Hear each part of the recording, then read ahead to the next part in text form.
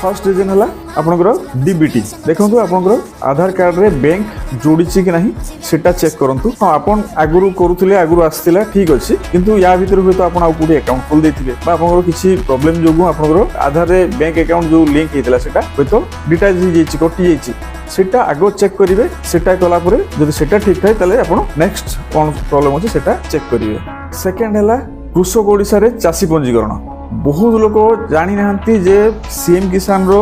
Payment पाया पाई हेले एबे फार्मर रजिस्ट्रेशन दरकार बोली तो एई भलिया प्रॉब्लम पाई बहुत लोगन को घटिचे सेटा भी आपण आगो चेक कर नेबे किछि लोकन स्टेटस चेक कले देखौची जे mutation date in farmer registration is on और आफ्टर 2019 ता माने 2019 परे आपनकर म्यूटेशन डेट बोली आपन जो चासी पंजीकरण करिसन सेतिरे मेंशन करिसन सेटा भी गोटे रीजन ढेर लोकन को घटुची ए वीडियोटा पूरा देखिबा।